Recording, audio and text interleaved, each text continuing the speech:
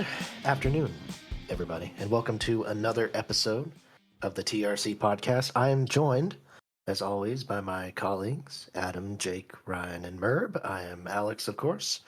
I don't know about you guys, but my neck of the woods, it's supposed to be heat indices are supposed to rise up to about a solid 105 tomorrow, so I'm just kind of sweltering in my little Midwestern abode up here, but I'm curious, how are things where you guys are located currently? Also hot, and it's been pretty rainy the past couple of days, which personally I've enjoyed. So that's been nice. Well, it actually hit 100 degrees in Denver on Saturday, which is ridiculous. But luckily, I live in the mountains where it's about 20 degrees cooler, but it's still pushing 80, which is really hot for where I am. Yeah, it's quote unquote only about 90 in where I am. I guess that's like 30 minutes from DC in Northern Virginia. So yeah, very hot and sticky. I'm not enjoying it, especially since my day job is as a dog walker. So I have to be out in that every early afternoon. Yeah, we had to go out shopping today in 95-degree heat. And then later on around the Charlotte area, we're supposed to have our first 100-degree day. And I think at least 4 years, might even be more than that. I don't remember exactly how long it's been.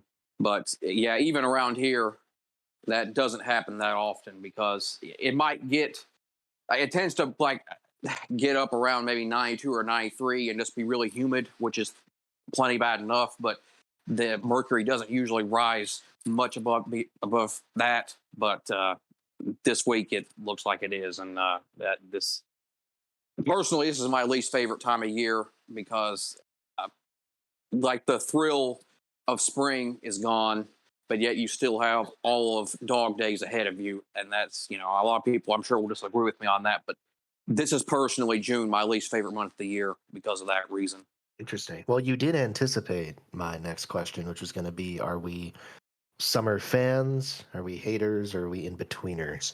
I don't know about you all, but I think I'm kind of with Jake here. I've never been a big fan of summer. I think it's much more tolerable to be cold than hot because I think there's a lot more proactive things you can do about being cold than about being hot. So I'm not an especially big fan of this time of year. So it's going to be a rough next several months. Yeah, I would say I'm an in-betweener. I don't like winter either because it's depressing and you can't really do anything and everything's dying. I never liked winter, but I didn't just hate it. My mom used to always tell me about, how much she hates winter and still does because of everything dying and being depressing. And the older that I get, the more I agree with that. But I probably equally dislike it about as much as I do summer, but I like spring and fall. Those are the best times of year. My favorite time of the year is probably from mid-September until about mid-November because that's the time of the year when the weather is consistently the best around here. And then spring, when it is actually spring, is just about as good. The only problem is that spring tends to be a lot less consistent around here than fall. Like some years you'll get spring where it won't show up until mid-April, or sometimes it'll show up really early and tease you, and then go back to being cold and switching back and forth, and then it tends to get really stormy here in the springtime as well, especially like in April. And so when it shows up, we've been fortunate the last 3 years we have had what seems like a normal spring, but we had a long stretch before that where it seemed like every spring was chaotic. So hopefully this trend continues, but definitely my favorite times of the year are like March through late May and then mid-September, mid-November. Yeah, I think I don't know. I kind of have different soft spots that I enjoy about every season, but I think mainly for me, it's kind of the beginning of each season that I'm tired of whatever it's been, and then eventually after about a month or so, it's like, all right, can it just end now? That's kind of how I am, I think, too. Especially for winter, because I think the whole December leading up to the holidays is always great. It's like, all this, everybody's so happy and cheery, but then after the after New Year's, it's always like, okay, now it's just cold and miserable, and nothing good happens unless it snows. I don't know. I guess there's good things about the summer. It's always just kind of seems happier because everybody's out and playing. You can go to the pool, all kinds of things. Go to the beach. So, but yeah, I do think as far as like the actual weather goes, I'm definitely more of a spring fall person. Yeah, I'm also more of a spring and fall person. I think most people are. And I hate the heat. Like anything over 85, 90 degrees, I am miserable. And I don't even have to deal with humidity where I live. So I can't imagine what you guys in the South have to go through. And I mean, where I am, it has the potential to snow 9 months out of the year. So it's kind of nice right now that there's no threat of snow, but it's very nice, isn't I'm, it? I'm getting sick of it pretty quickly. That was pretty Let's put it wild. that. What was it, like just 2 or 3 weeks ago? You said it snowed there. It actually snowed a couple inches on June 1st, which is pretty Jeez. wild. Yeah. Wow. And then sometimes it even snows as early as like Labor Day, but Yeah, it's been pretty it's wild here that in the Mountain yeah, that's a West nice the past few break months. from because it'll be like 80 degrees and then snow the next day, and it's kind of a nice to break things up. And you know, if you're too hot, just wait a day and it gets cold, or vice versa. So Yeah, it's kind of schizophrenic around here in that respect. Like, obviously, it doesn't snow like it does there, but we'll have stretches, years, where we'll have 3 or 4 fairly significant snow events, and then we'll have stretches. Like, I remember from the time that I was, I think, probably 10 years old until the time I was 14, I literally do not remember having a single real snow event that went beyond maybe having a couple of inches of snow around where I lived. And then I had 4 or 5 years where we had 2 or 3 significant snow events per winter. And then I think it was December of 2018, we had the biggest snow that we'd had in 90 years. It was snowed over a foot here, which is massive. But now in the last 2 winters, we have had almost no snow at all, basically. We had, I think, 2 or 3 little times this year where the ground just got kind of glazed, but that was it. And I don't think we had really any last winter. And so that's just kind of how the weather goes here in the winter. It goes in trends and shapes. yep. Welcome to the Weather Channel podcast. Right. The TWC podcast. That's how we Yep. rebranded ourselves. We did have a race this weekend, so we probably should talk about that. And I'll be honest, it wasn't overall. It was certainly bottom half, if not like bottom 3 or 4 races that I've watched this year. But I'm not going to start with the negativity. I'm going to start with the positivity. How awesome is it for Daniel Suarez? That is, I think, without a doubt, the most popular Cup Series first-time winner since, I want to say at least since Watkins Glen 2018, when Chase won for the first time. And perhaps since before that, I'm not exactly sure. But really cool to see a guy who's just universally loved, it seems like, by everybody on the circuit, on the track, except for Brett Moffitt. But, he's not on the track. He's in Xfinity Series, so we don't count Best him. opportunity at running 15th in Xfinity every week. Exactly. Just so awesome to see, like, I think I can't remember who said it. I think it was Tony Stewart in the broadcast who said it's awesome to see like a nice guy finish first in this case. And he's worked at it for a really long time. Lots of kind of adversity, struggles, and naysayers. I should know. I was one of the naysayers for a really long time, and now he's come through and he's gotten that first win. And I absolutely think he's going to have more than one win to his name even before this season is out. Yeah, I think that's really the big thing when it comes to Suarez that makes him so easy to root for is that 2 years ago, his career, it seemed like it was dead in the water. He was with the Gaunt brothers team that, I mean, they were better than Rick Ware Racing and whatnot, but they're probably closer to that level than they were at any other team. And I think he got that opportunity with Trackhouse, and people were like, all right, so this is, put up or shut up. And first year went, there were some flashes. There was the Bristol dirt race he led a bunch of. But then I think going into this year, and Ross kind of starts really showing just how good that team is, and Suarez was kind of struggling at first, but this past month or so, he's just totally turned it on, starting really with, starting with Kansas when he was running well early in the race, but then had a flat tire. And then we go into the All-Star, the Coke 600, and it's a new level we've never seen from him before. And now he finally gets the win. And I just think, I'm really happy for him. He's a guy who's probably at this point shot up into my top 5 favorites or so, just because of his personality and the fact that he's completely just turned around his career after what it was 2 years ago. I do want to shout out here though, friend of the podcast, my main man Parker Kligerman, for making that Gaunt Brothers car probably look a lot better than it was. He ran better than Suarez did in it. So, but yeah, I mean, that just goes to show that if you get opportunities to prove yourself, and make the most of them, it can really turn around certain narratives like that. Yeah, I mean, I'm with Alex in that I was a Suarez doubter for really his entire career up to this year, because he was at Gibbs and SHR and didn't do a whole lot with either team.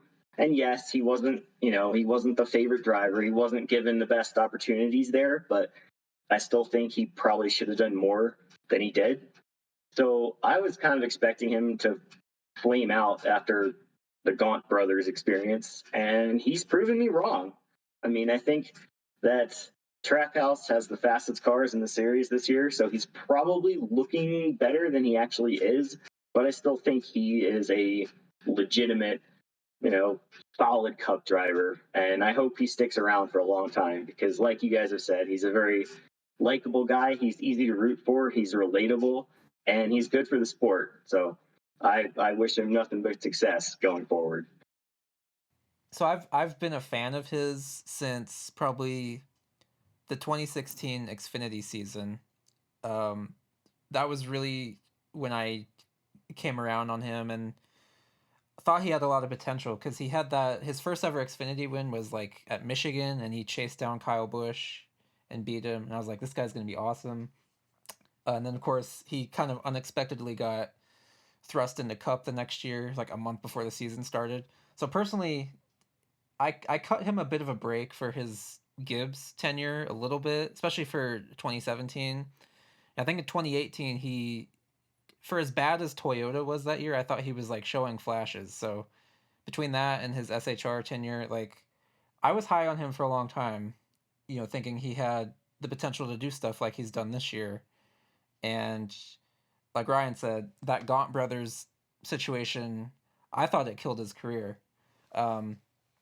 I mean, I thought he was going to go back. I thought he was going to be like Justin Allgaier or something and go back and run maybe full-time Xfinity and just be like one of those guys. But man, this Trackhouse thing just saved him. And yeah, we did see the flashes last year. And I think, starting at Kansas this year, Kansas was definitely like the turning point.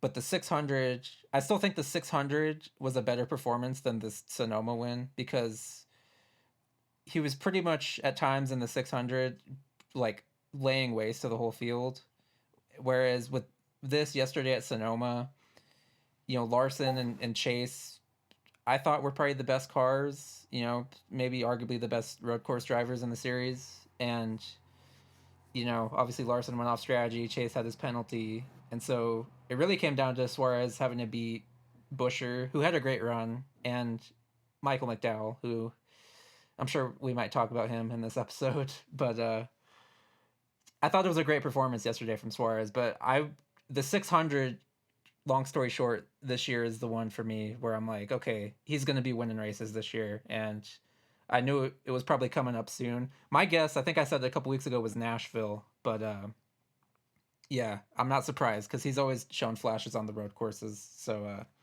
yeah, very happy about this. Really cool. I think it was like his first ever really good Cup race was Watkins Glen in 2017. He led a little bit of that. Yeah, Didn't he win a stage? he might have. I can't remember. I know the two Watkins Glen races he ran at Gibbs, 17 and 18, he got top fives in. I know that. So he, Mhm. even when he was at Gibbs, like I said, he was showing flashes on the road courses. And of course, he came from that Mexico series where they do run quite a bit of road courses. So obviously, he had that in his arsenal from the very beginning. And we're definitely seeing it now. Yeah. Yeah, I agree with Merb that the 600 was probably Suarez's best career race because he had to drive through the field and take the lead on track several times, and then his pit crew kept losing him spots and putting him back in the field. And yeah, I mean he had no help in the 600, and he did what he could. Whereas I think at Sonoma, like you guys said, everything. I mean, he probably had the first or second fastest car, but circumstances really fell to his benefit. And he deserves credit for taking advantage, but it wasn't quite a dominating performance, in my opinion.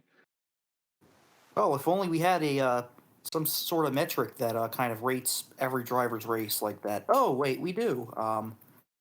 Yeah, his Sonoma rating was slightly better than his Coke 600 rating for ETDR. Although here's where I kind of need to say that road courses, when it comes to my system, it can be a little bit wonky because of the way we always see all kinds of different pit strategies where some guys pit before caution, before stage caution, and then others stay out, and that really screws up the pass differential. So all the guys who always stay out before that, we saw Logano, Amarola, Stenhouse, Haley. They all had wildly inflated scores for this, but I think for guys like Suarez, though, who actually run up front, it comes out pretty accurately. And this was may have had one earlier in his career, probably not though. I don't know. Plate races are always random like that too, but he got the ETDR win, so definitely a very deserving victory. Even if Larson and Chase might have been faster, he earned it. Yeah, definitely. I think it's a little bit more difficult to evaluate or determine a clear best driver in this race because of how hard it was to pass midway through the pack. Like, I think certainly the first half of the race, you can make a really strong case for Kyle Larson being the best car. But once the issue was, Larson tried repeating his strategy that won him last year in, one of maybe still the most impressive victory of his career. Um, and it didn't work because he couldn't pass enough people. And then, um, you know, the sun came out, the track heated up or whatever, and then, his car wasn't necessarily made to handle in the same way, and he ended up kind of plateauing towards the end there.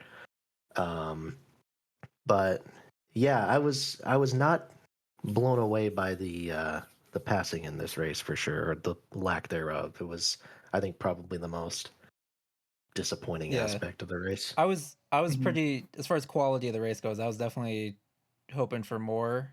Especially after Coda. And I know Coda and Sonoma are not very similar, like dynamics wise, but this car is ultimately, in a lot of ways, built for road racing. So I did have higher hopes, but you know, not every race is going to be a barn burner, and that's something to keep in mind. But yeah, I thought it was fairly dull as far as that goes. I would have liked to have seen more passing, but what can you do? Well, and something we talked about in the chat is that this was a rare Sonoma race with cloud cover, and it was only like 75 degrees. And I think that made the track less hot and slick and less conducive to passing. Whereas Coda was really hot, it was Yeah, sunny, it was like unseasonably and hot, wasn't it? yeah, it was like 90 degrees or something. And that just helps make passes happen because everyone's sliding around, everyone's out of control, and Sonoma, a lot of cars just seem glued to the track, and that's unfortunate. And as far as the shoot versus the carousel, it seemed to not really make any difference. I don't think the race I would don't have think been so. any better or worse with the carousel. I don't think that mattered at all. No, and like you guys, I was disappointed in the racing. I wasn't like upset about it. It wasn't terrible, but anyway, and again, something that Merb mentioned in the chat is that Sonoma and Watkins Glen might be the two worst road courses on the schedule now, even though they're the long time traditional ones. And I think I agree with that. I mean, that's just a theory I have because I'm thinking. So our next one is Road America, which Alex is going to be there, and Road America is definitely more similar to Coda, like track type wise. It's got long straights and it's flatter. Doesn't have the elevation changes really that Sonoma has, other than I guess coming up to the start finish line. There's that big one. So that one, and then the Indy Road Course, I think are most like Coda. So that's what I'm saying is like I'm just basing it off of what Coda was, and seeing some of these other road courses. Watkins Glen is kind of its own animal, a lot like Sonoma compared to the other road courses, and then obviously the Roval is, but the Roval is like, I feel like the Roval is so chaotic in its own nature that even like a mediocre race is there is probably gonna be like still really good just because it's like a short track or something of road course racing. The Bowman Gray of road course racing is what I've called it before. Oh, I agree. So, but that's just kind of a theory I have. I could totally be wrong, and obviously we've seen like, the weather. Martinsville this year with the weather is a good example. Like the weather can totally change the track and make it completely not what we're expecting. So who knows? From my perspective, I agree with Adam. We've been saying it for a long time that Sonoma hasn't been a good track in years. Last year is really the only good race I can remember in recent memory, and a lot of it has to do with stages because regardless of the action on the track, that's kind of put teams in this box of really only having two strategies that they can use, and that's either pitting near the end of every stage in order to position themselves for the next stage or stay out for stage points. And there's really nothing else. Where as it used to be, you had teams run the race backwards and you could have almost anything could happen. As far as the racing goes, I think it's suffered. Sonoma is one of the lowest speed tracks on the schedule. We really don't get up above 130 or 140 miles an hour at Sonoma. The only time that they went into high gear was on the front stretch near the start-finish line. And we've seen that has not been a good combination for this car. And we can go into all the reasons why, but there's plenty of time for that, and we've already kind of discussed it. But I think there was one on-track lead change when Suarez passed Buescher shortly after the restart, of course. But we only count on-track lead changes ourselves. But I think officially NASCAR counted, 3 lead changes total for the race, which was the least since 2005. And lead changes don't make a race, but clearly it was very difficult to pass. And what I actually I'm going to use Ryan Blaney as a thermometer. Our barometer, excuse me, on that from now on, because he said before the Gateway race ever started that it was going to be extremely difficult to pass, and the race was basically going to suck after the restarts, and it did. And then a few laps into this race, he said that it was effing impossible to pass, and it's going to suck. And, well, other than some of the restarts and other actions and some of the strategy, it kind of did. So I guess he's pretty much the prophet of the sport now. See, he's not so bad, is he? No. He also was. That's an ins. Before Dover, he said that was going to be really good, right? He might have. I don't remember. Yeah. I can't remember. It might have been Byron that was before Dover. Yeah, it was. I used to get confused. I know. Thing. Well, I know Blaney said something before Dover too, but I can't remember if he said it was going to be good or bad. So I know Truex was the one who was all right. the old man about it. You're right. That's what that was. Yeah, I remember. I guess we'll he was. But yeah, Byron was the one before Dover. But yeah, anyway.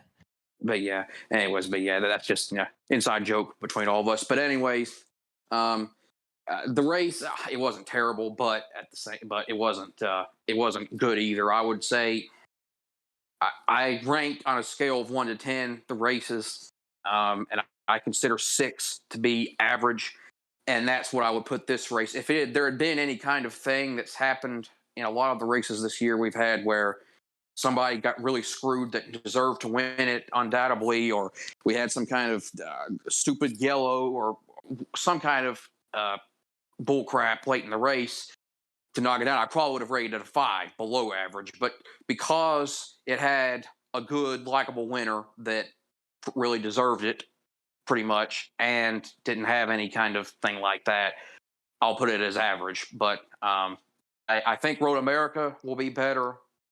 I kind of with Merv, I don't think the Glen will be that good. I really have no idea what's going to happen at Indy. And it's just what hurt this track was the low speeds, just like low speed stuff, whether, Richmond, Martinsville, Phoenix, where they get down to about 100 miles per hour in the corners. That's just in the same way that hot daytime conditions were like the kryptonite for the 550 package on intermediate tracks.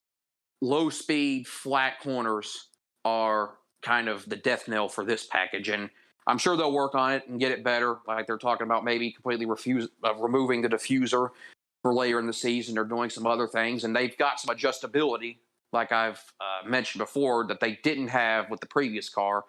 But for now, we're going to have to kind of just deal with it. That's what it is, it's all the 550 package's fault, right? I mean, that's the only package in NASCAR history where dirty air has ever been a problem. Every other package they've ever had, every race has 100 lead changes. So yeah, they just need to get rid of that 550 package that causes guys to not be able to pass, and then we'll all be good. No, on a more serious note, though, I mean, we saw this in 2019 with the short tracks, and they made it a little better, so yeah, they'll figure something out.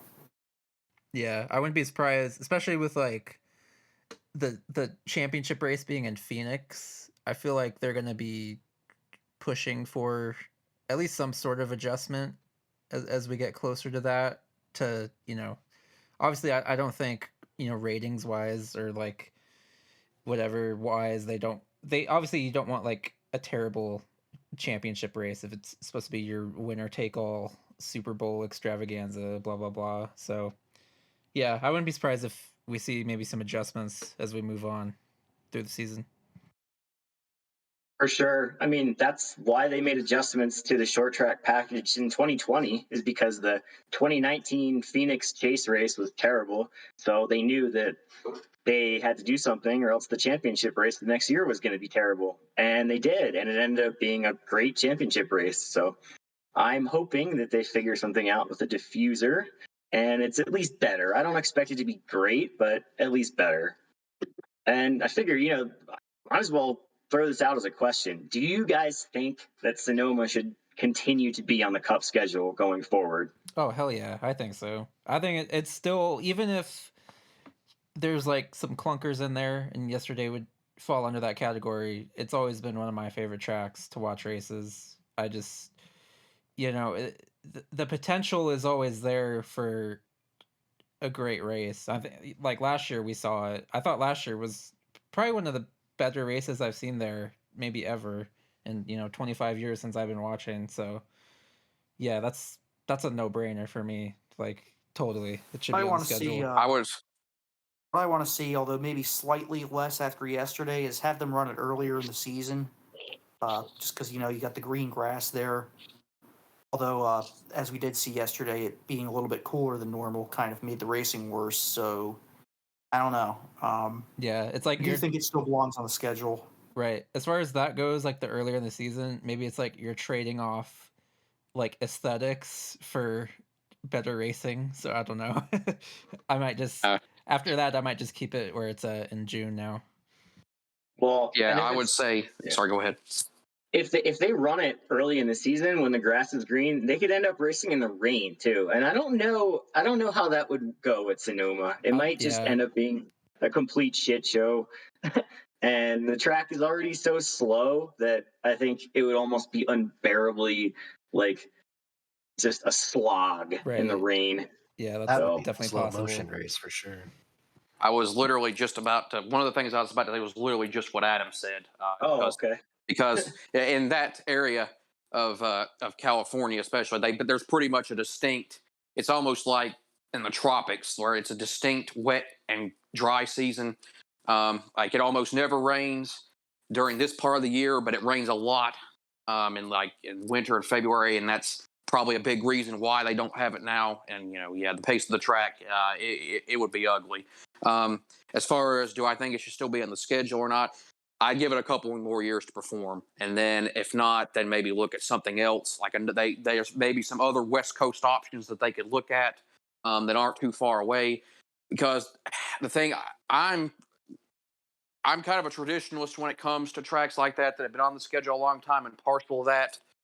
But the thing about Sonoma is that I don't like a lot of people don't really have the kind of attachment to it that maybe they do some other tracks, because we have to remember that Sonoma was essentially just the replacement for Riverside, which was maybe the most beloved road course in NASCAR history, which, sadly the forces of corporate America kind of took that away.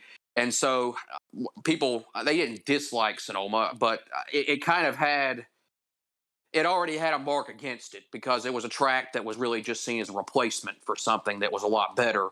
And so I don't think I'm not as attached to it. And I don't think a lot of other people are as attached to it. I don't dislike it either, but to be honest, I don't really remember any kind of super classic races being there, even though there's been some good ones. So I don't hate it, but if it doesn't perform in the next couple of years, I would maybe look at some other options, just personally, maybe. But I can understand why people want it to be there and why they're attached. I can understand what Merb's saying. I got nothing against that. No, I get it, and so, I'll add to that. Like, my thing is, if you're going to replace it, and I think Adam said something about, or maybe it was Jake when you guys said something about finding something else on the West Coast. It's like, well, so I live in the Western United States, and I don't know what else you're going to find that's both capable of running a cup race and also like racing quality wise would be good. I mean, there's down in Utah, there's this, I forget what it is. It's Miller Motorsports Park or something. Like there's that. Yeah. I don't know how that would, if that would be any better than Sonoma. There's Portland, which we've seen one Xfinity race there in the rain, and it was pretty good, but I don't think it's enough to say, yeah, we need to be doing a cup race there yet. I think we need to see it a little bit more. So that's my thing, is like, if you're going to replace Sonoma, it has to be with something that's like an improvement. And I just don't know what's out there. I guess if you want to, do it like a short track or something, like, I don't know, like the Nashville Fairgrounds, I guess. Although I feel like that date's eventually going to come from the Nashville Super Speedway. But anyway, that's my whole thing. Like, I just don't know what you're going to replace it with that's better. Well, it doesn't necessarily have to be, another road course. Like you could, if they ever do the Fontana project they're finishing, you could move it there. And I can understand people still wanting to have a West Coast road course for tradition, but it wouldn't necessarily. You could theoretically, like, I know it's not capable of running a race. So I'm just using it as an example. You could maybe move that to an East Coast road course, maybe like VIR or something like that, but then still have another West Coast race at another track to replace it, whether it's an oval or a road course. But I can understand wanting to have.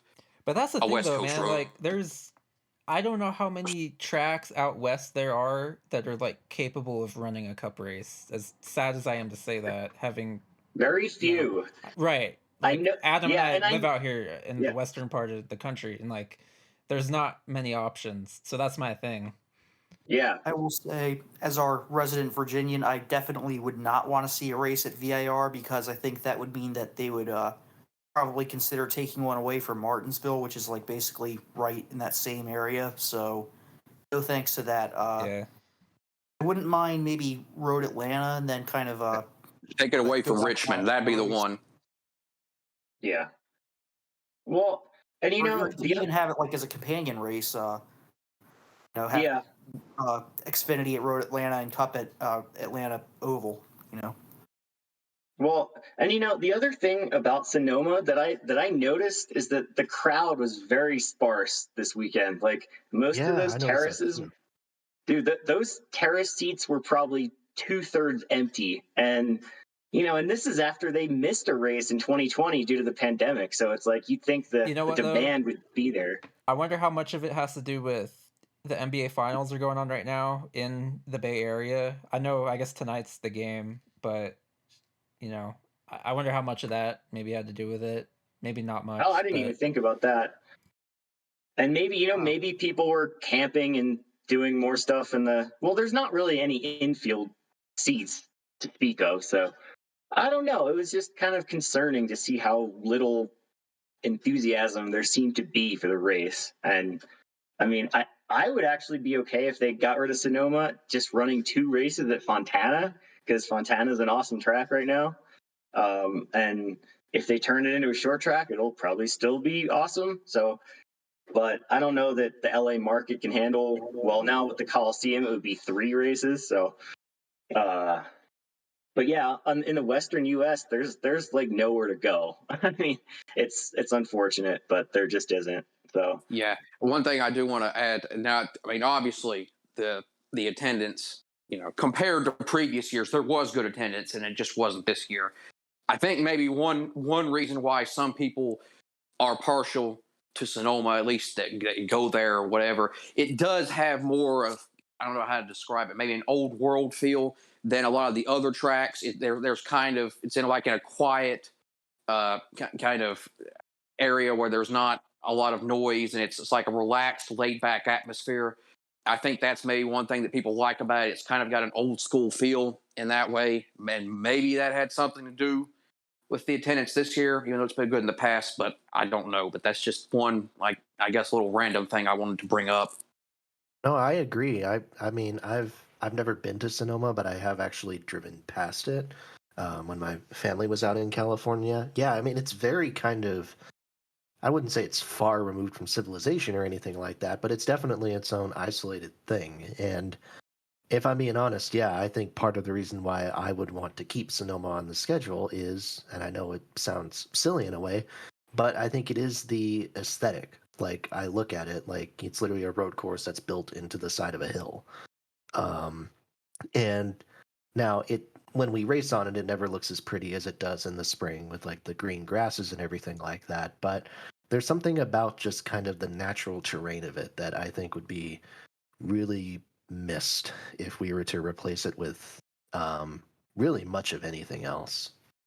Now, like on the other side, like I mentioned, that does apply, but at the same rate, it's also, like I said, considered kind of the redheaded stepchild of Riverside, which had all of that same feel, but also people loved it as a racetrack. I mean, it was a big thing. I mean, none of us are old enough to remember it, but when they removed it, even though it was in California, which is not really, at least in the past, you could consider it racing country, it was a huge deal when they left. I mean, there was so much sadness. Like it was probably maybe the most sadness that there was for a track leaving up until the 2000s. And so that, again, people don't dislike Sonoma because of that, but it's always kind of, like I said earlier, had that against it. And so it's a double-edged sword, but yeah. I'm sorry, I'm all over the place today with my points, but I just, no, I think that's a good point. Like, I know, I've got a lot of family down there in Southern California. I know people that have gone or that did go to Riverside, like in the '80s and stuff, and yeah, it was very popular and very sad that it got turned into like housing developments or whatever. I think that's what it is, or maybe it's like a mall on top of it now. I don't know. That's just like depressing. Gonna throw it out. Getting back to more specific drivers here.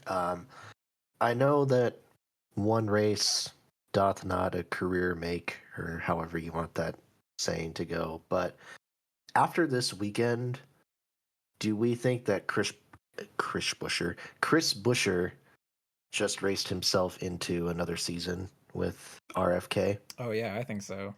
I mean, Yeah. between this and I think like Dover and the 600 before he crashed, like he's on a little mini run here. Sans last week when he had to sit out for COVID, but he's really been running well, and Brad is not running well. So if there's a driver that needs to be replaced at Roush, I mean, it's probably Brad between the two of them, but that's not going to happen. So yeah, I think Brad he's finished definitely 10th. earned. Yeah, to his credit, he had a good road course race for once in the past. I only got your first top 10 since the Daytona 500. Yeah, his first. Congratulations. The first time on a he's road been, course he's looked competent in quite a while, but yeah, he had a good race. But anyway, yeah, Buescher, that was one of the best races of Buescher's career, I think, easily, if not the best. So yeah, I think he's absolutely earned another year there. I think we've kind of been joking about, because Brad has kind of a big ego, which is really the whole reason he wants to own a team. And we've been kind of joking about, Buescher's doing too well that he's going to make Brad replace him for somebody who would suck so that he looks better. But I mean, at this point, you can't replace him. There's nothing logical that would justify that. And the only way that he would leave is if he's upgrading rides, which would be like maybe the 10 car at Stewart Haas, and that's really the only thing. There's a lot of talk he's about good where he's at. Yeah, like I don't know how big of a jump up that would be. So it's like he might as well just stay at the 17. Yeah, I was pretty high on him as a driver in 2019 when he was having some really good runs for JCD Doherty, and that one Kansas race especially where he ran top 5 I think all night there. That was probably his best career race before this. But it seems like he kind of started out slow at Roush. 2020, he kind of was getting outrun by Newman, who was washed up and then coming off that injury. But then he outran him last year, and this year he's outrunning Brad, which is much better. Even Brad at this stage of his career is better than Newman was. So I definitely think it's a nice home for him, and he should get at least one more year. Yeah, I would say. Sorry, go ahead. Yeah, to me, Buescher is almost starting to resemble someone like Joe Nemechek, where he's mediocre most of the time, and then he has these random races where he just looks really good, and there doesn't seem to be any reason for it. It's like you have this, you had Homestead 2021, you had Kansas 2019, and it's like, where did this come from? I have no idea. And I think this was clearly his best career race. The Sonoma race was. But I do think that Ford was dominant at Sonoma, and it probably made him look better than his driving actually was. But yeah, he definitely deserves another year. And frankly, who else would they find to replace him in the 17? I mean, Zane Smith maybe? Yeah. And that would, if that happened, like, I think that would be one of those things that's like worth a gamble, because Zane is, it's worth a gamble because he could end up probably being better than Buescher. I mean, he already at Gateway, that's probably about what Buescher would have done at Gateway. Maybe he would have done a little bit better. I know I said that last week, but yeah, but other than that, I agree with that. Like, I don't know who else you're going to get that's better. Like Noah Gragson, I don't think is going to be better than Buescher. No. Zane is the only one that I would pause since he's already had a race in it where I'm like, I don't know, maybe that would be worth a gamble, but yeah, like you're not going to find anybody that's better, especially nobody that's currently in Cup that's going to be like a free agent next year, which I don't even know really who is. Yeah, I would say on him, I've said it in the chat many times over our time together that Chris Buescher, I consider him to be the most average driver in the field, which is not a diss. Being average, there's nothing wrong with that. That's not bad. But just like an average driver, he just kind of runs, let's say 15 to 20th a good amount of the time. And then once in a while, he will have a really good race like he had yesterday, like he had at Homestead 2021.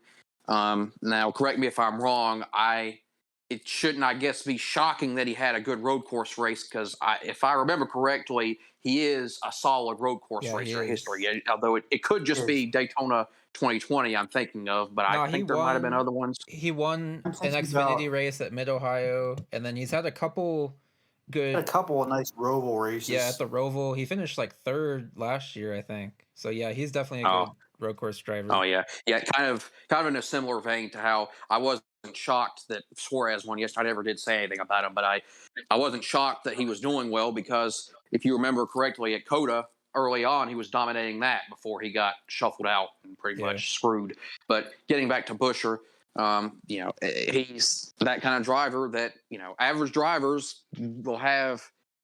They'll have worse than average days. They'll have some better than average days. Most of the time, they'll be average. And that's the way he is. And yesterday was kind of one of those days.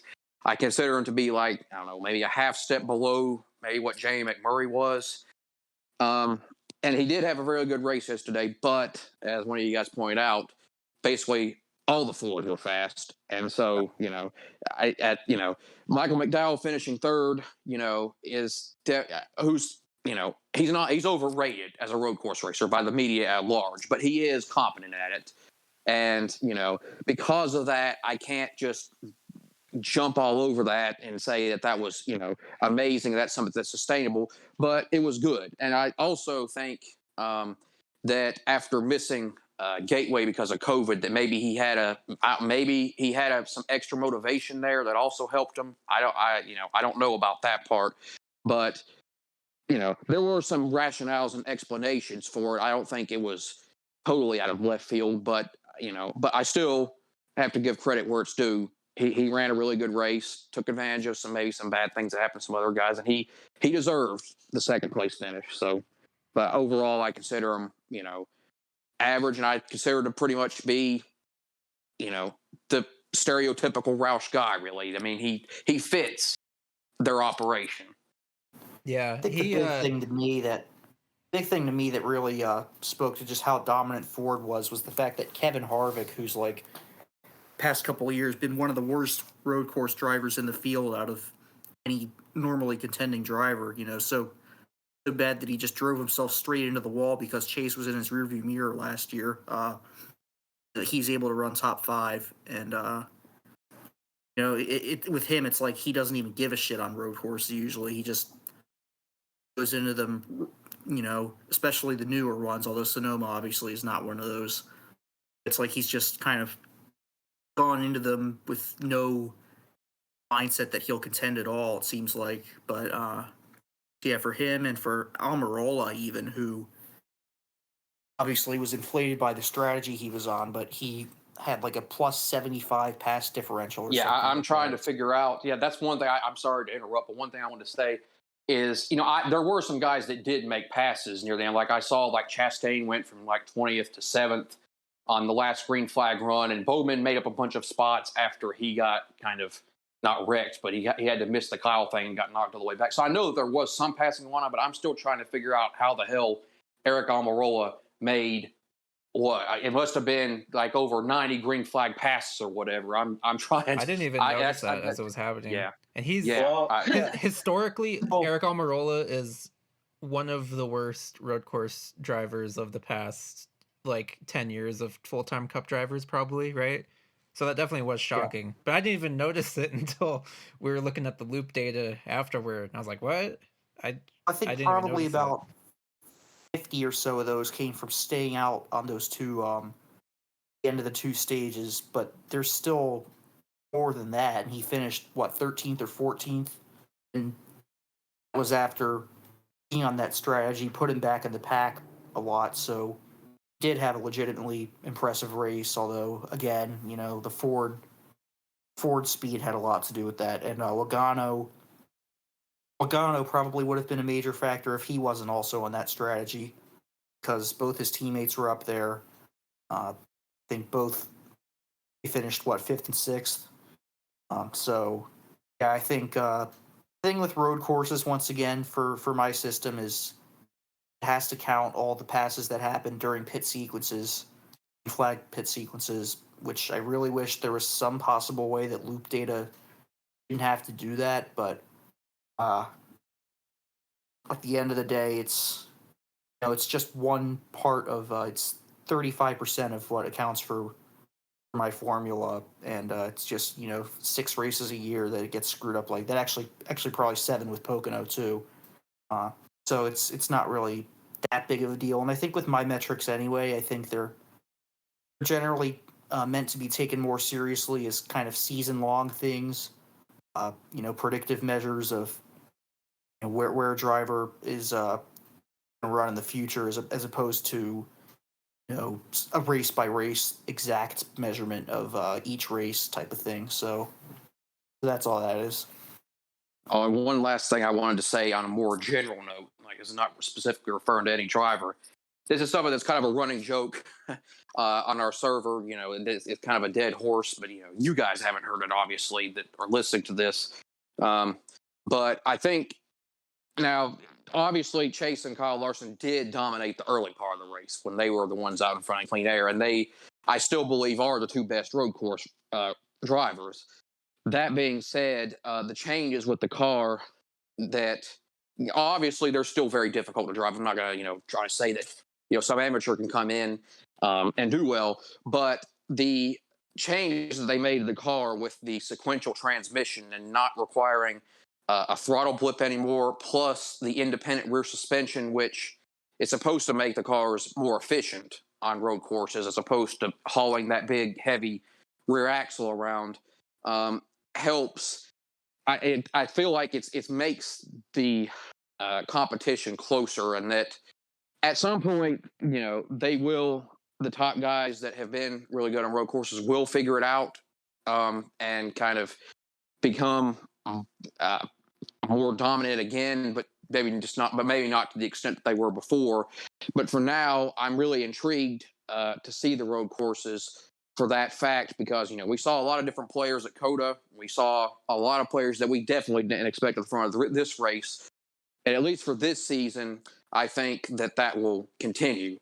Just like in the past, I've brought up in the chat that Sonoma, we went from having basically the same 2 or 3 winners there every year to having 9 straight different winners after they went from having the full clutch style transmission to what they call the dog box transmission, where you still have to do a throttle blip, but you don't have to use the clutch and do both right foot braking and shifting, or however it works. And in the same way, I feel like that's kind of evening the playing field and making for more parity on the road courses. And again, I don't expect it to be at this level sustainably. I mean, Kyle Larson and Chase will get theirs at some point, and maybe a couple of the other traditional road course guys.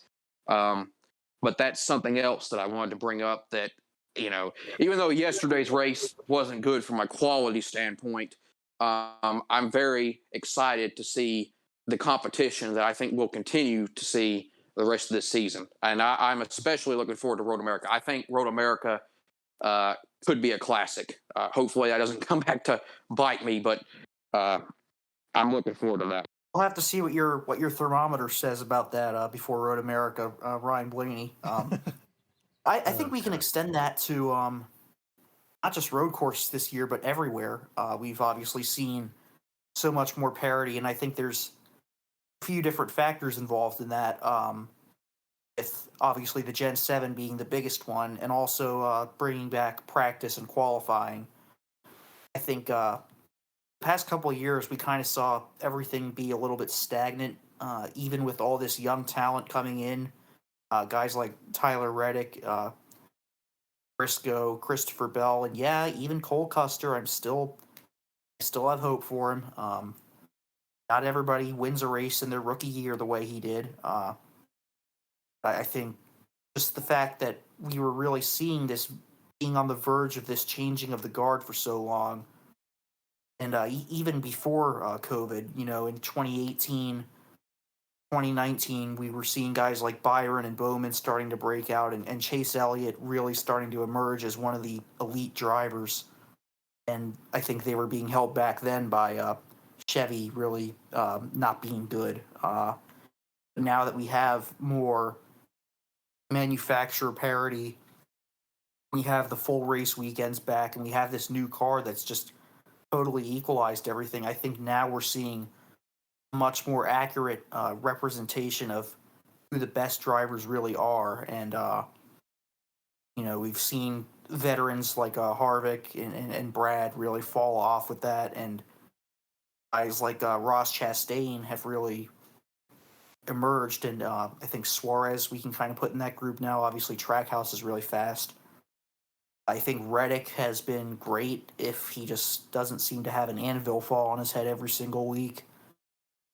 This is really the start of a new era, and I don't think, I really hope that it continues with this amount of parity. Eventually, the cream is going to start to rise to the top more, but I do think this is more indicative of, the guys that are the best drivers in the field as opposed to the last couple of years where you kind of had everybody kind of get grandfathered in as far as older veterans could keep getting propped up by circumstances, and the young guys were all being held back. Yeah, well, So I'm really glad to see all that. Yeah, me too. And I'll just say, as far as the cream rising to the top, other than Ross Chastain, this year it's all the usual suspects, quote unquote, that have had the best seasons. It's Kyle Busch, Chase Except Elliott. for the ones that are except for those, right? Except for Truex, Hamlin, Harvick. Yeah, but I mean, it's Kyle Busch, Kyle Larson, Chase Elliott, Ryan Blaney, William Byron. I think Byron put himself in that elite category last year with his breakout. Blaney's been there, so it's other than Ross. Ross is the one guy this year that's made that leap, and yeah, we've seen the flashes from Reddick, who I think is just continuously being held back by his equipment. I think RCR, especially because the way Austin Dillon is running in a lot of these races, I think he's a much better driver than that. So I think RCR is not that good this year. So we've seen the flashes with him. We've seen Briscoe's flashes. He's won a race. Yeah, but outside of that, it's still all the best guys are doing well. Besides Truex and even Truex is contended to win races too. So it's not like he's fallen off the face of the earth. So I just wanted to say that it is a changing the guard, but it's still the cream is there at the top already. It's not something like we have to anticipate happening because it's still happening at the moment. Well, yeah. One last thing. So sorry. Go ahead. Sorry. One last thing that I wanted to say on that note, it's related, but it's not the exact same thing. Is I've been meaning to say this like every episode, but I always forget. One of the best things not only is that we're getting these new guys that are coming up to the top of the sport, but also the fact that this personally, and I'm sure that most the other guys here agree, this is the first time since probably the first couple of years that I was watching the sport that I actually either like or am at least indifferent to half or more of the contending drivers. Like as little as 5 years ago, pretty much every driver that you could say was at the top or a contender, I would say over half of them I either disliked or was annoyed by them. I didn't like Brad. I hadn't started full on hating Harvick yet, but I certainly didn't like him. I didn't hate Kyle Busch, but I didn't care for him either. And especially 10 years ago, like 2012, you got to think about who all was at the top of the sport then. We had peak diva Kyle Busch, near peak diva Kevin Harvick. I didn't have a problem with Carl Edwards, but a lot of people disliked him. And vice versa with Jimmy. I'm not going to get into all that. I can understand why people liked him, but I didn't. And then there were a couple of other guys people didn't like Kurt Busch for probably good reason at that point. And there was several other guys I probably just can't name off right now. And again, even as little as 5 years ago, I was at least annoyed by over half. And it was please don't let this guy win. But now, today, if you look at the contending drivers, I don't dislike Kyle Busch. I don't dislike Chase Elliott. I like Kyle Larson. I like Alex Bowman. A lot of people may not like Ross Chastain, but there's certainly plenty that do, and I like them too. Let's see, and I've liked Chase Briscoe when he's not doing stupid stuff. I don't have a problem with Tyler Reddick. There's I like Suarez, and list goes on. That's Cody as just as Ware, much as Corey yeah, LaJoy, yeah, just cream's as at the much top, as guys. yeah, just as much as just having new guys at the top. It's good just for the freshness factor, but also on top of Absolutely. that, the fact that these guys, even the ones that maybe do some stuff that we don't like, we can at least say that they're not egotistical asshats, even if they do stuff we don't like sometimes. And that's I'll just wait really, for Ty really Gibbs to get refreshing. there. Well, yeah, but we're not there yet. We don't have to worry about that Mhm. quite yet. But for the most part, it's just so refreshing to see guys at the top that seem to really appreciate where they are. They love the sport and they enjoy it. They're not, it's not like they're just doing a job, and they're not spending all their time grumpy and like they hate everybody else. And they're guys that you want to root for. On top of the fact that they're fresh, and that's a point. I've forgotten to make it on every episode so far, but I finally remembered. I think all of us can agree on that. Yeah, I think it's definitely. I guess part of it is just the fact that when guys get older, they get more complacent and they get more of this sort of superiority complex where they feel like they speak for the whole garage. You've seen obviously guys like well, Brad was like that from the start. But Harvick and Hamlin. I mean, even then they got into stuff earlier in their careers, but they never had this whole sort of everybody bow down to me.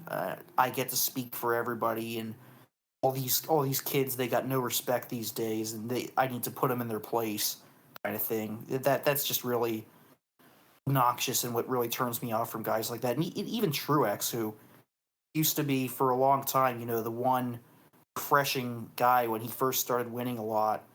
He just kind of evolved into this whole sort of grumpy, uh, you know, complains about everybody on the radio, and it's just like, dude, just take a chill pill. Yeah, he's Yeah. done, right? Like we can all collectively agree at this point. Like Truex is retiring after the year, right? I I definitely think so. Sure seemed like it. that's my guess, especially because I guess there was an article. I didn't read the article, but there was like a Twitter thing that Adam Stern put out today, and it was Truex saying, "Yeah, like I'm still like we're close to this decision, but I've had a great career and I've met a lot of great people." Blah blah blah. Basically, code for all the stuff you say when you're about to retire or like leave a job or whatever. So, Yeah, I think bare minimum.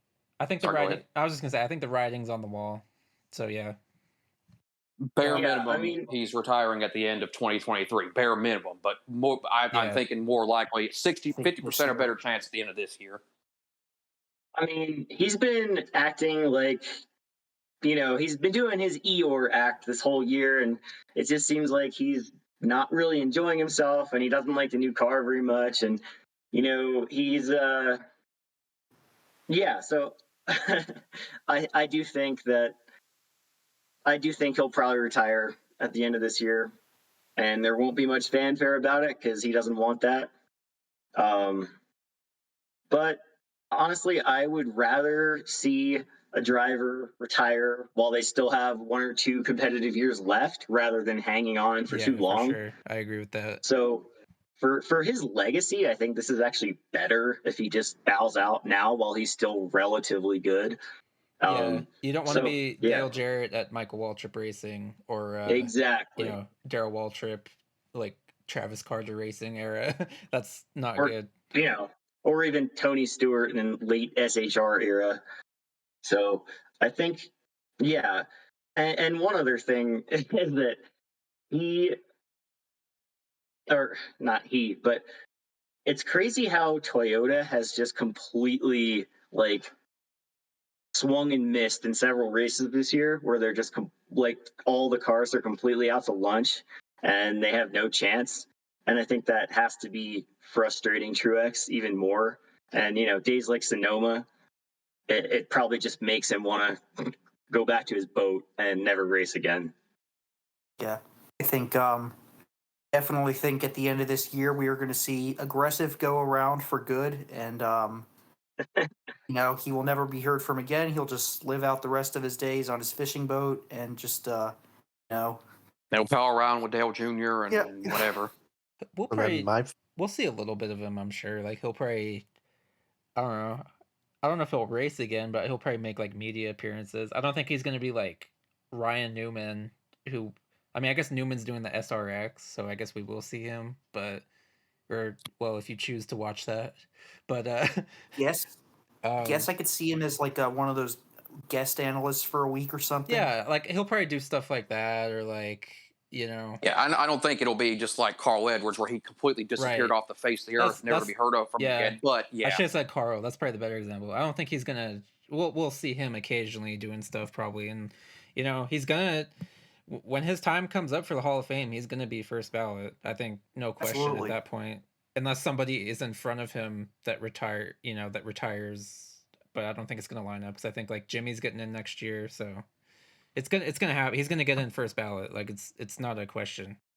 one thing that I wanted to say, just to wrap a bow on what we talked about earlier, when it comes to Truex and a lot of these other guys, Stawn has said this before, and I'll give him the credit for it. I said it a few times over the years that I think the reason why a lot of these guys have this mentality, where they kind of are better than everyone else, and they consider themselves, they anoint themselves as like the spokesperson for the sport or whatever, is that they came up during the time, which you could say was basically from the late 90s all the way through the late 2000s, where race car drivers were treated like gods.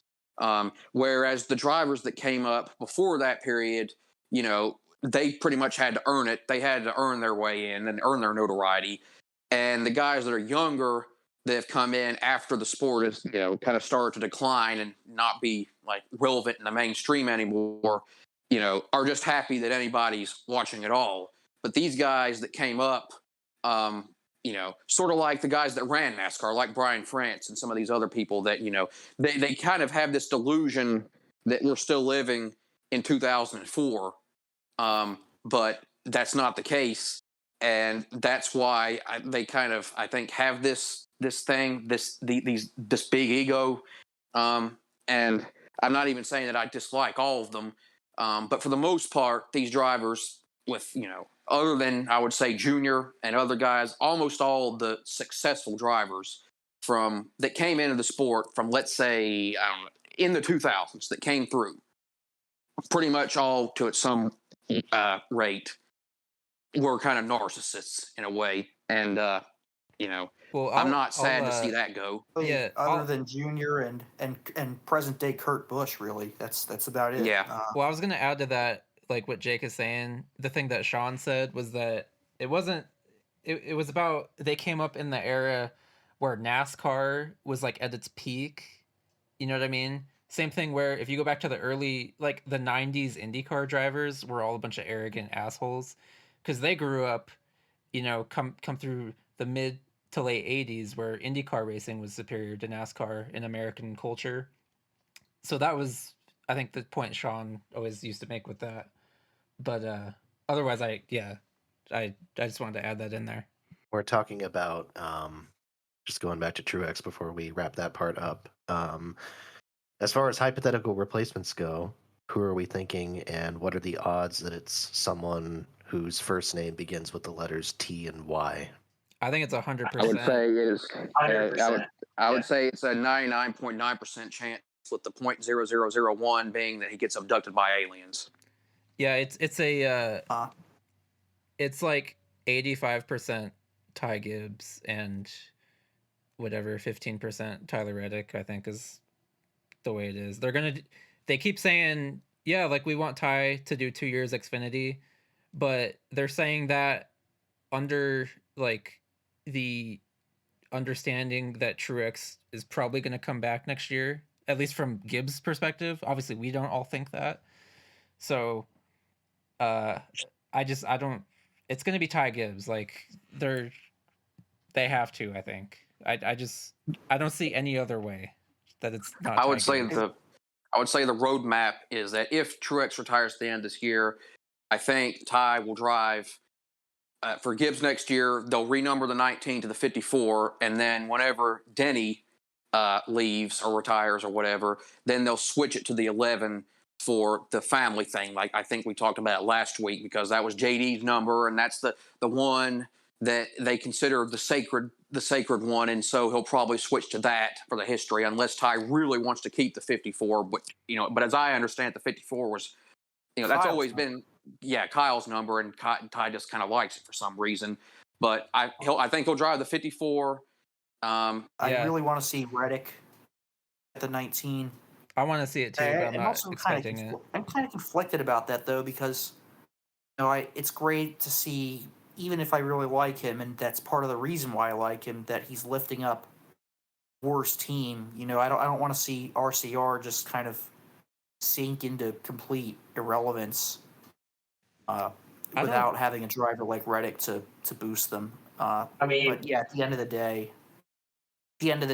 I want him in the 19, and then Ty Gibbs can replace Denny after he after next year, when he probably will take another step back and then just go to his own team, possibly with Kurt Busch retiring after next year, I would think. So yeah, I think all of us probably want Reddick in the 19. Now I will disagree with you, Ryan, on the RCR thing, and that Richard Childers is probably my least favorite car owner in all of NASCAR, and I would not mind seeing them fade into irrelevance. I mean, I don't want them to go away, but if they just stay a 20th place team for the next decade, I'd be okay with that. What's going to happen? it's not about.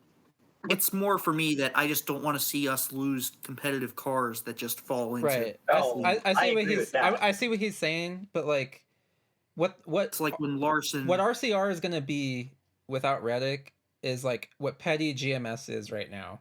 You know what I mean? Like that's like the worst case scenario is what they're going to be. And Like it'd be worse than Petty GMS. well, depending on who they would replace Reddick with, and this whole thing about Reddick to the Probably 19, Braxton. right? No, I was gonna say Noah Gragson, and that makes a lot of sense. And I think Noah's fine. I think he's gonna be like a Stenhouse level Cup driver or something like that. Probably, if I had to guess. So I think they would still be like a 18th place team, around there between like if it was Noah and Austin. So I don't think they would like completely fall off the face of the earth. This isn't. Yeah. It's not going to be like. I guess it's probably the best example historically of this is like when Roush lost Carl Edwards and Matt Kenseth in the span of like 2 years, and then they just tanked to like a 25th place team. I don't think it would be that bad. I could be wrong, but Yeah, that was actually perfect. Braxton, I never thought about that. He would be the perfect Childress driver, and I could actually see that happening because of the Earnhardt connection. Bass Pro Shops too.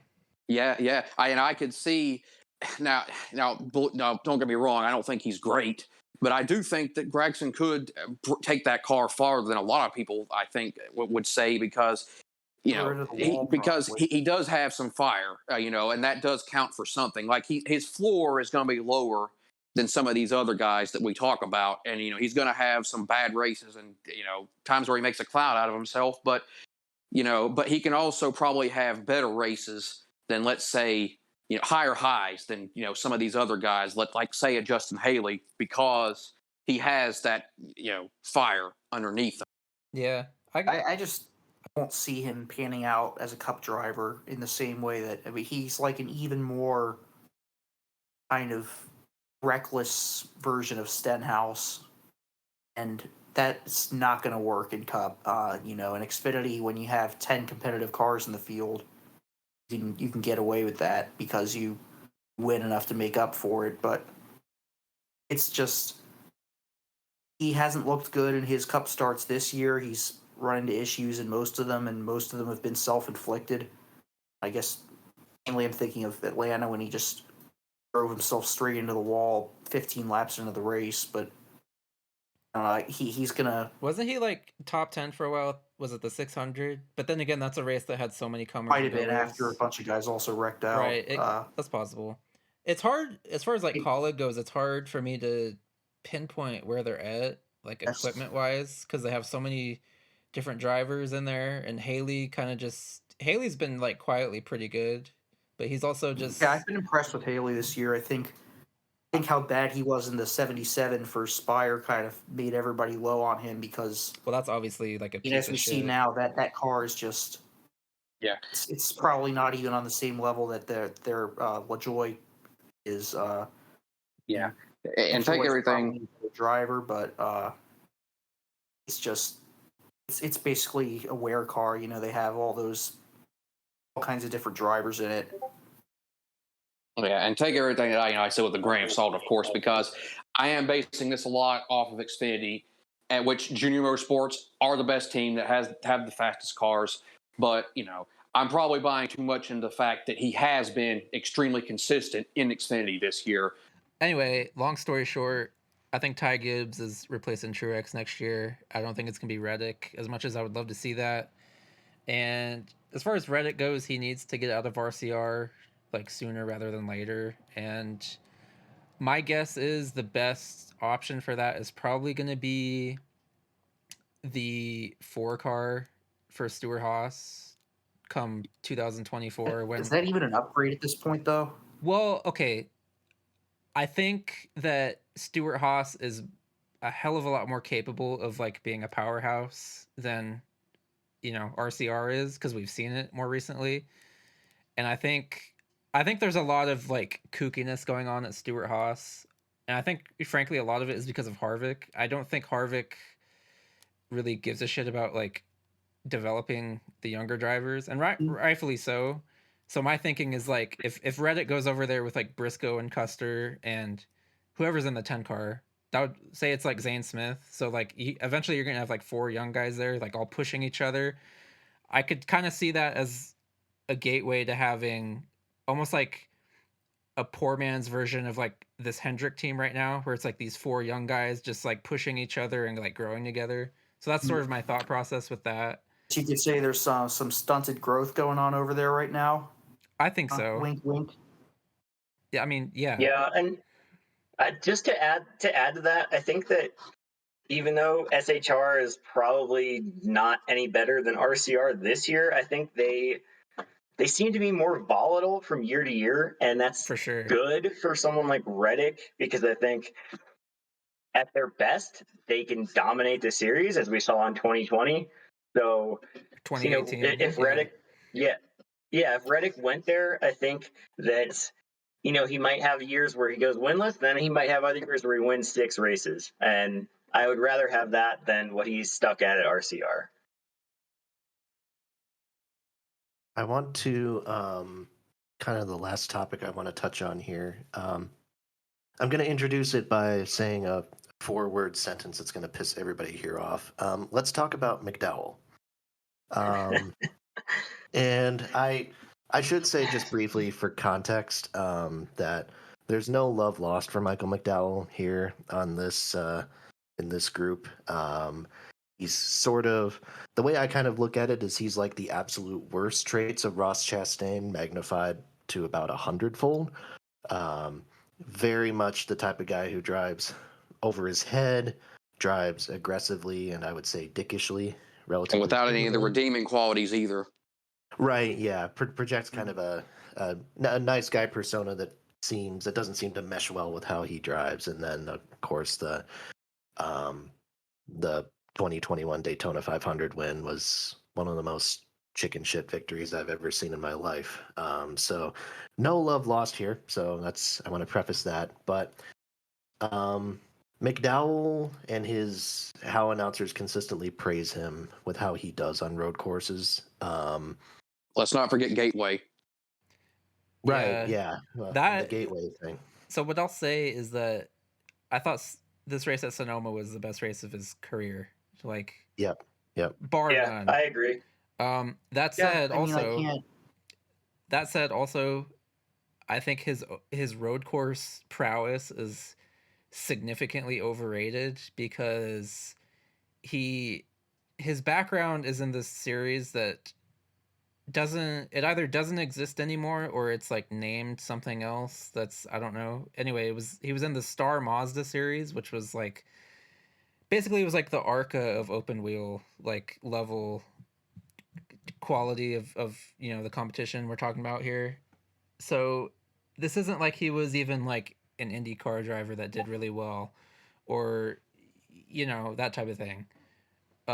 He had a little bit of sports car background, but he wasn't really that great at there either, as far as I'm aware. So I think his road course prowess and the way they hype him is significantly overrated.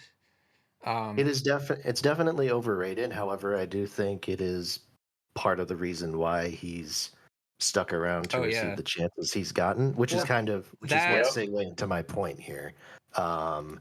So we live very much in a post road course ringer age. I'm looking at the starters right now, and I'll be honest, I don't consider Allmendinger a road course ringer at this point. He runs too many races for me to label him as such. And by the way, hell of a drive from him to crack didn't he crack the top 15, I think, without power steering? 10. Until he was 10th before he spun out. But he's too competent on ovals to consider. I consider a road course ringer to be pretty much someone that sucks on ovals, that basically cannot run on ovals competitively, and he's far too respectable on ovals for me to consider him that. There were two road course ringers kind of going by these definitions in this field. Joey Hand, who I thought did quite impressively in a Rick Ware machine to run in the top 20 and ran in the top 20 pretty consistently as well. And then the other one being Scott Heckert, who I don't know about you. I feel like Scott Heckert is kind of one of those really interesting like stories of the last decade. Like finished runner-up in the E Series in 2015, right behind William Byron and ahead of guys like Austin Hill, Justin Haley, and Kaz Grala, and has kind of, his career's taken an interesting transition into more kind of road course featured stuff, and it looks like he's going to become kind of this new age, quote unquote, road course ringer. But this brings me, long segue, to my question, which is, when do we think the era of the road course ringer died in the Cup Series, and do we think it's ever going to come back again? I would say it died when Boris said tried to attack Greg Biffle with his helmet off and then acted like a badass in his interview. That's when it died. I don't know if I would say for me, that. I think it kind of goes hand in hand with the new playoff format and charters, which I'll have a rant about that someday, but charters are the single worst thing that has happened to NASCAR in the past 25 years or so. That's subject worse for than the time, caution clock? It's worse. But anyway, I think that kind of discouraged teams from replacing regular drivers who suck on road courses with road course ringers. Like you would see in the past, Ganassi would like always enter Scott Pruitt to replace David Strenny or something like that, who Jimmy sucked Spencer, everywhere. yeah. But and then Boris Said would always get a ride. Ron Fellows would always get a ride. So a lot of times this would be either replacing existing drivers who are full-time, or they would be with complete different teams like that. I don't even remember who owned it, but that 60 car that Boris Said would always drive, that was like a road course in the Daytona. That was Frank Stoddard on that car before It was? Fast. Yeah. Yeah. That was like the type of thing you would see back then. You would see part-time teams that only entered the road courses. You would see teams with regular drivers that would run 25th every week that would replace them with road course drivers, but they don't do that now because any driver who's 25th in points, if they just win one race, if they win a plate race, they're in the playoffs, and they have to attempt every race. They can't miss a road course. And also, of course, we have now teams with less incentive to be part-time because of stupid charters. And even like full-time teams, you never see full-time teams enter an extra car anymore, which is something I really miss about the old days. Trackhouse is doing that for one race this year, and that's like the first time I think we've seen that since but since when RCR entered Reddick for no, Penske did it last year with Cindric. Okay, so it used to be like every big team would enter a part-time car, even if it was just like for some veteran like Gibbs would have the fourth car at times for Gilliland or for Mike Bliss, and it's just something you don't see anymore, and that's kind of disappointing to me. Yeah, I agree with all that. I think that is one of the reasons why road course ringers kind of just became extinct over time. The other reason is all of those guys that were the token road course ringers, Fellows, Pruitt, Borsed, those were kind of the big three of that era. At a certain point, they just got too old. They became like in their mid to late 50s. And even when they were like in their quote unquote heyday of like still running Cup, there weren't any like younger road course ringer replacement guys. Like we talked about Joey Hand. He was there the whole time, and I'm sure back in like the late 2000s, early 2010s, he would have loved to jump in a Cup car every now and then, but for whatever reason, the opportunity was just like never afforded to him back then because everybody just rode those other guys and into their mid to late 50s. So um at a certain point there just like weren't new ones coming along, and so once those guys aged out, then that combined with all the stuff Ryan said basically just made it so like there was no use for them anymore. And now we're seeing it on a much smaller scale with like Hand running a Rick Ware car, or like there's been some other examples. I guess like in the Xfinity series it's a lot more common because that series tends to have more jumbled driver lineups per each car. But yeah, it has pretty much died at this point in Cup.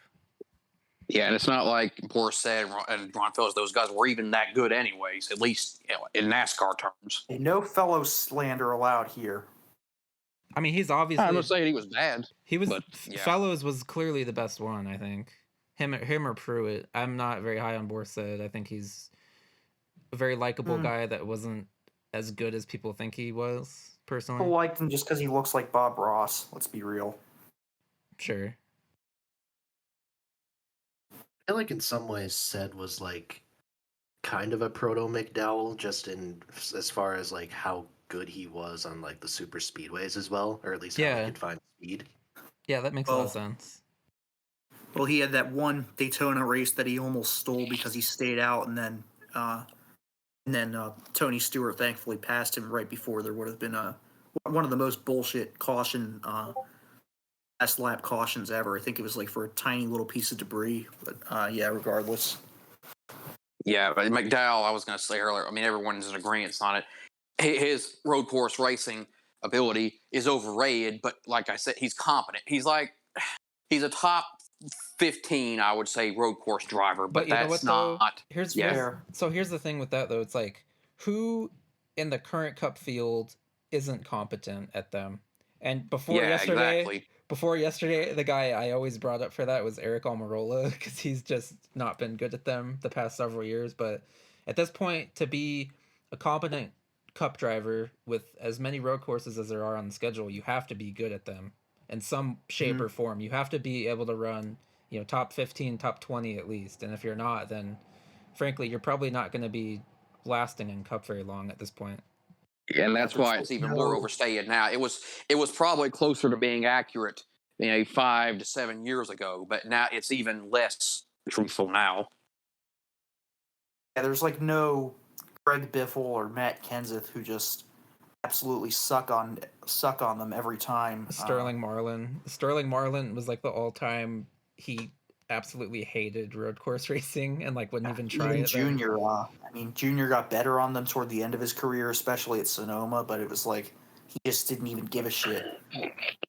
Yeah, he was capable of being a good road course driver, and we saw evidence of it, but he's pretty much said that he, especially at least until the later part of his career, that he didn't give full effort. He didn't even. I think it annoyed him so much that I don't know what the reason for it was, but he didn't even allow onboard cameras for road courses. And I think, could you guys hear me? Yeah. Hello? Yeah. Yeah. Anyways, he probably was literally just because he was that annoyed by them. It took until probably Steve was his crew chief before he took them seriously again, and he started running well at Sonoma and those places. But yeah, Well, I think we've kind of exhausted the Sonoma-related topics here, and we don't really have a cup race to preview next week. It is the off week in general. I will say, though, there is a truck race at Knoxville. Knoxville, where we had one of the most like comically embarrassing finishes to a NASCAR race that I've ever seen last year at the truck debut. So I guess rather than trying to predict anything, is anyone here even going to watch that race? oh yeah, I'll watch it. Try to if I can. If I'm around, I'll watch it, but I'm not gonna be jumping over fences to try and Yes. get to my TV or Noticed. something. I'm going to call it Noticed and say that Noticed a certain somebody has a best opportunity at what this weekend? Who's on the entry list? So see how that turns out. Hopefully, hopefully it doesn't turn into the Derek Kraus demo derby like it did last year. I here okay. I don't really know what to see. If you want a prediction, here's my prediction: is that there will be a demo derby, but instead of Derek Kraus, it's going to be Chris Wright and Lawless Allen. I think it'll be interesting to keep like a spin tracker on those two.